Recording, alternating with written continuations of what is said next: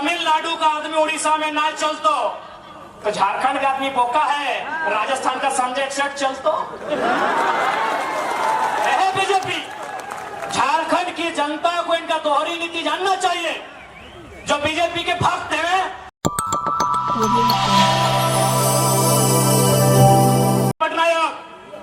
नवीन पटनायक ने हमेशा मोदी जी का समर्थन किया है, केंद्र में उस व्यक्ति को हराया है, लेकिन क्या बोल के हराया है मालूम है? Pandian go back. पांडियन नहीं चलतो, नहीं चलतो कहां? उड़ीसा में। अब सवाल है पांडियन कौन है? नवीन पटनायक कुंवारे हैं, मालूम है ना? जैसा मुझे जानकारी, आप लोग कंफर्म कीजिएगा। नवीन पटनायक कुंवारे मुख्यमंत्री हैं, यानी उनका उत्तराधिकारी कोई नहीं है। उन्होंने तमिलनाडु, दक्षिण भारत के बीके पांडियन को अपना उत्तराधिकारी बनाया है। ये बीजेपी उड़ीसा में क्या बोलती है कि तमिलनाडु का आदमी उड़ीसा में ना चलतो तो झारखंड का आदमी बोका है, राजस्थान का संजय सेठ चलतो है। बीजेपी झारखंड की जनता को इनका दोहरी नीति जानना चाहिए। जो बीजेपी के भक्त हैं, आपको समझना चाहिए, यही बीजेपी नवीन पटनायक को हरा दिया, खाली इतना बोल के कि पांडियन उड़ीसा में नहीं चलेगा। पांडियन कौन है? तमिलनाडु का शख्स है। वो नवीन पटनायक जी का सलाहकार था और आज नवीन पटनायक उनको अपना उत्तराधिकारी बनाना चाहते थे। जैसे गुरु जी का हेमंत सोरेन बने, नवीन पटनायक पांडियन को अपना उत्तराधिकारी बनाना चाहते थे और बीजेपी ने नारा दिया बाहरी नहीं चलेगा।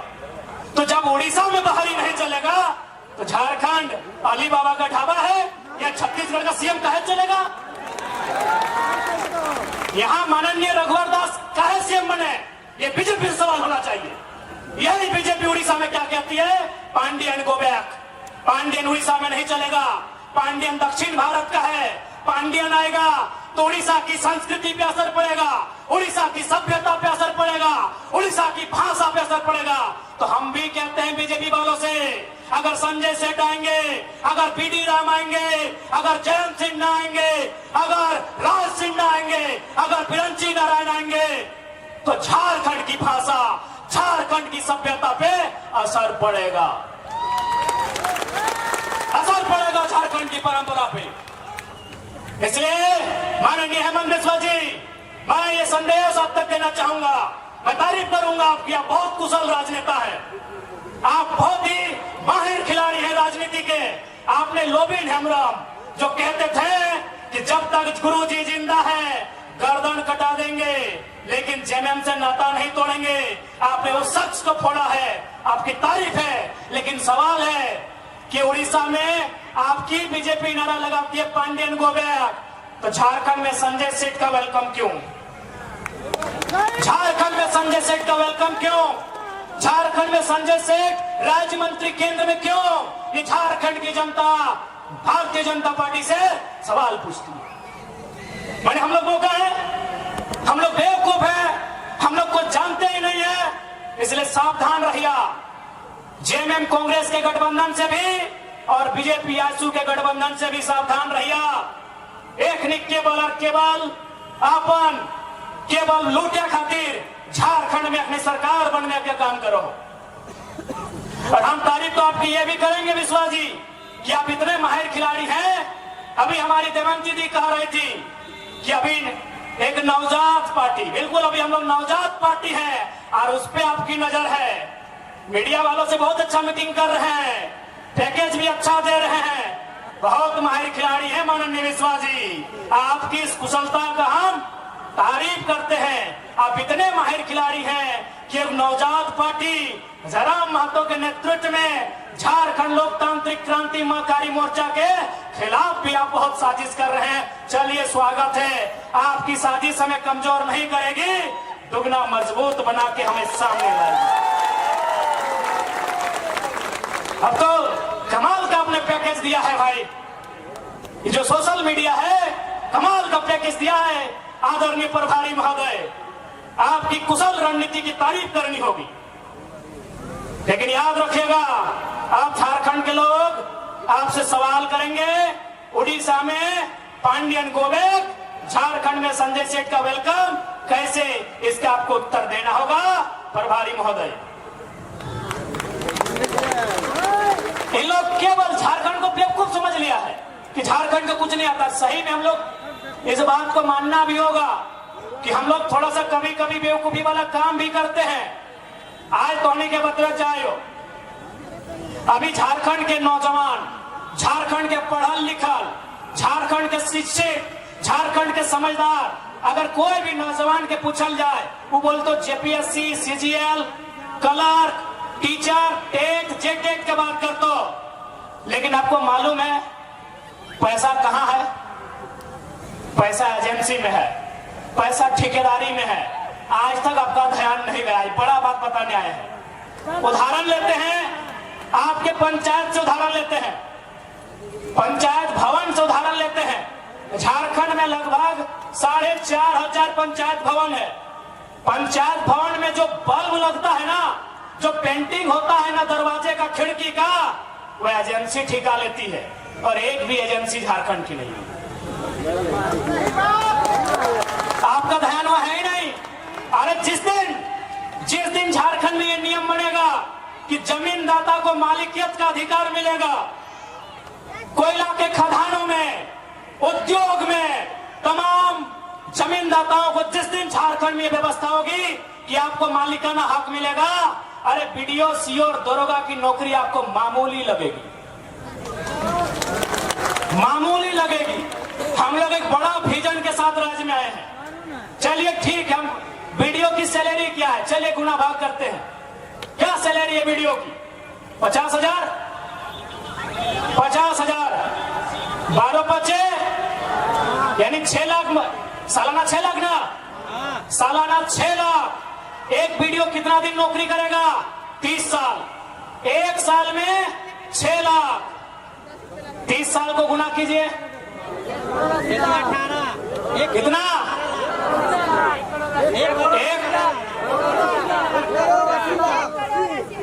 ठीक से गुना कर लिए, 6 लाख गुना 30 साल, यानी 6 लाख में अगर 1 जीरो देंगे 30 का तो 60 लाख। 60 लाख को गुना करेंगे कितना से?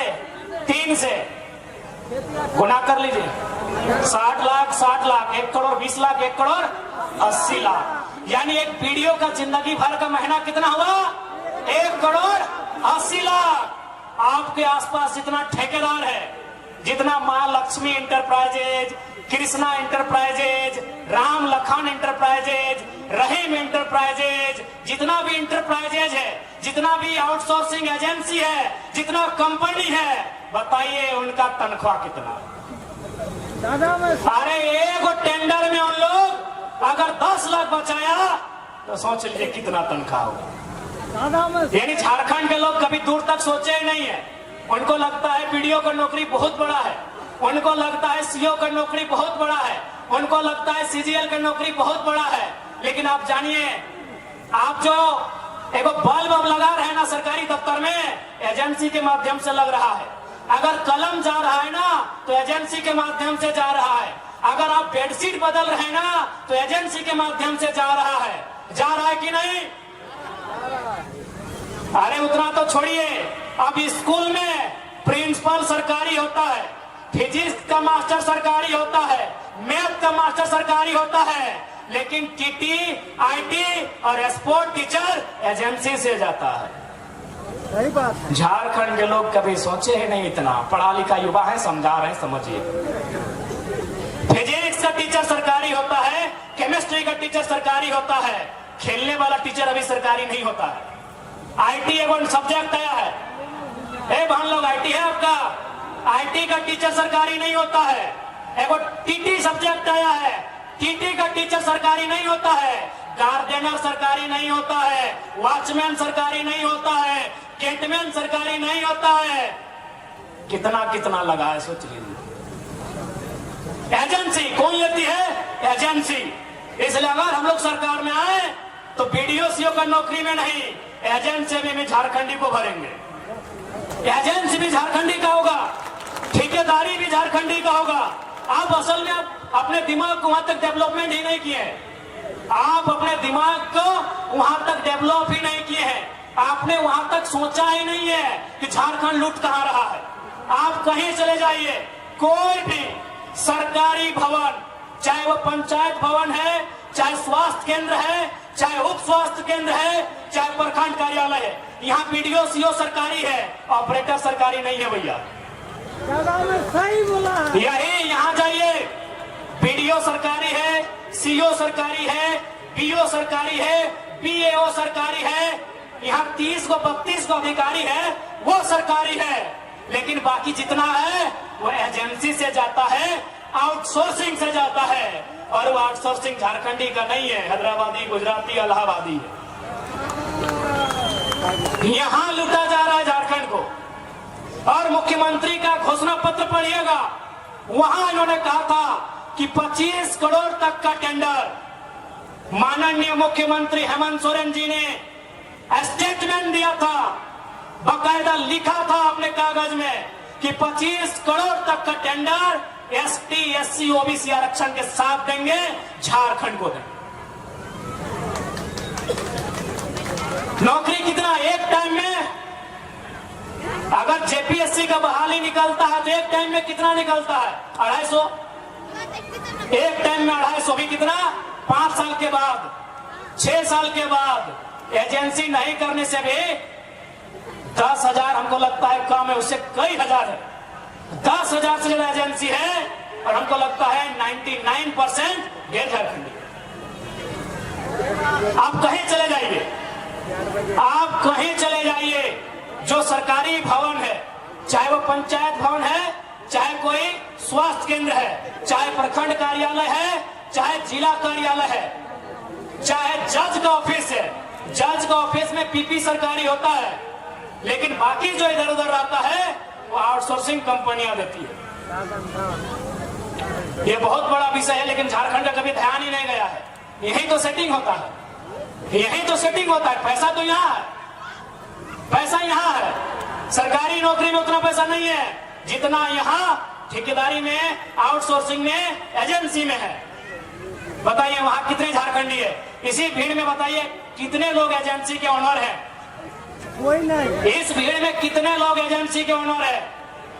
आप बीसीसीएल में चले जाइए, आप सीसीएल में चले जाइए, आप ईसीएल में चले जाइए, वहां भी एजेंसियों को कोयला खोदने का टेंडर दिया जाता है।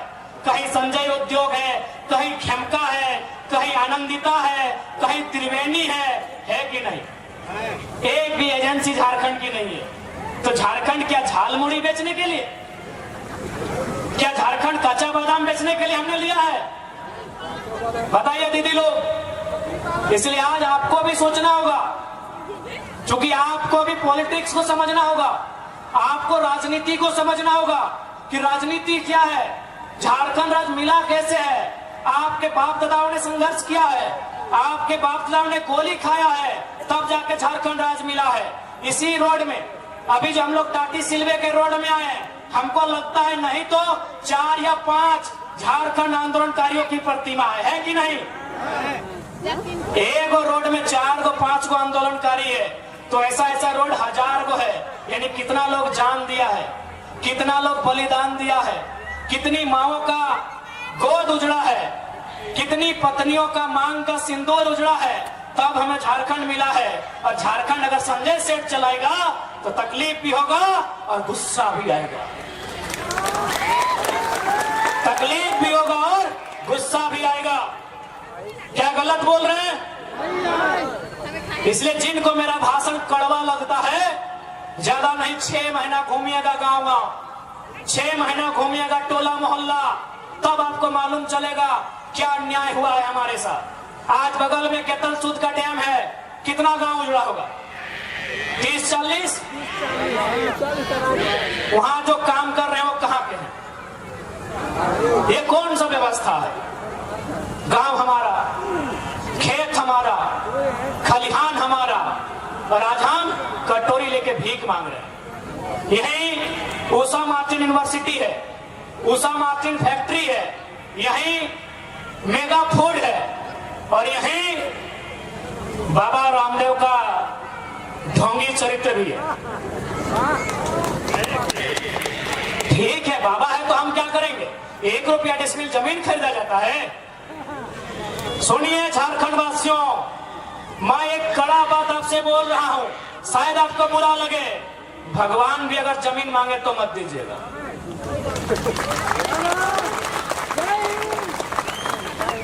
भगवान का आसमान है, धरती का किसान है। मेरी बात आपको बुरा लग रहा होगा, लगे, एक बहुत विद्रोही कवि ने भी लिखा है कि भगवान का आसमान है, धरती किसान का है। भगवान के नाम में भी जमीन मत दीजिएगा।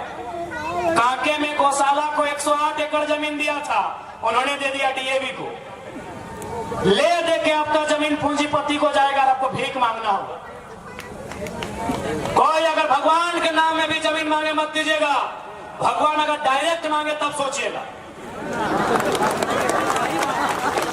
भगवान अगर डायरेक्ट मांगे तो सोचिएगा, नहीं तो बाबा रामदेव जिसको लोग पूछते हैं 1 रुपया डिसमिल जमीन लिया है, यहाँ गलत बोल रहे क्या? आवाज नहीं आ रहा है, डर लग रहा है क्या? भगवान अगर डायरेक्ट मांगे, जैसे आसमान में को बड़ा तस्वीर आया, लगे कि हाँ ये भगवान हो सकते हैं, अगर वो डायरेक्ट बोले कि अनगढ़ा के लोगों ये अनगढ़ा का मैदान हमें दे दीजिए, तब सोचिएगा, भी सोचिएगा। देना नहीं है, सोच के दे दीजिएगा। भगवान का घर आसमान है, ये धरती किसान का है। क्या गलत बोल रहे हैं? इसी तरह झारखंड का जमीन हड़पा गया है। अगर भगवान जी डायरेक्ट मिलते हैं, डायरेक्ट जमीन मांगते हैं, दीजिए, हमें कोई आपत्ति नहीं है।